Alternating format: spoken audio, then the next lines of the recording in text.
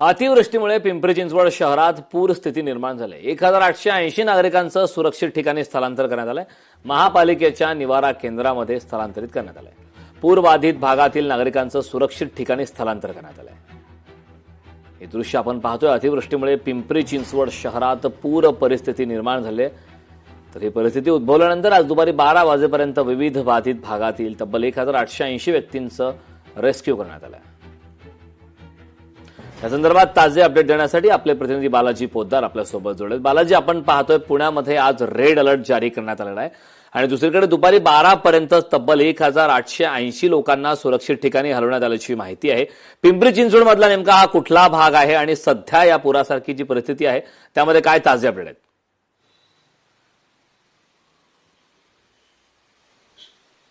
कारण हा सगळा पिंपरी चिंचवड मधल्या मोऱ्या गोसावी परिसरातला हा भाग आहे, ज्या भागातून या नागरिकांना बाहेर काढण्यात आलेला आहे. मात्र मोठा रेड अलर्ट जो आहे तो पावसाचा पाहायला मिळते. त्याचबरोबर पुणे शहरात सुद्धा मोठ्या प्रमाणात आज पाऊस पडतोय आणि त्यामुळे जे आहे ते पुणे शहरातल्या वेगवेगळ्या रस्त्यावरती सुद्धा नदीचं स्वरूप पाहायला मिळते. अनेक ठिकाणी मेट्रोच्या स्टेशन खाली जे आहे ते मोठ्या प्रमाणात पाणी साचलेलं आहे. यातून सगळ्या या वाहतूक करणाऱ्या सगळ्या नागरिकांना जे आहे ते वाट काढावी लागते.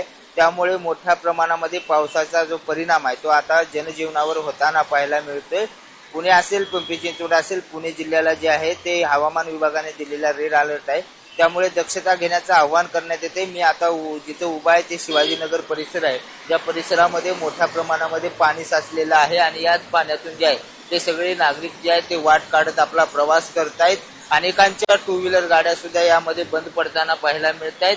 आणि मोठ्या प्रमाणात पाऊस जर झाला, आणखी पाऊस वाढला तर मात्र या रस्त्यावर पाणीच पाणी पाहायला मिळू शकतं. आता थोडा पाऊस कमी झाल्याने या रस्त्यावरचं पाणी जे आहे ते निवळलेलं आहे. मात्र आणखी मोठ्या प्रमाणात पाऊस आला तर मात्र या गुडघाभर कमरेभर पाण्यातून जे आहे ते नागरिकांना वाट काढत या पाण्यातून जावं लागणार आहे. त्यामुळे महापालिकेच्या कामावरती सुद्धा प्रश्नचिन्ह निर्माण होणारे हे सगळे चित्र आहे.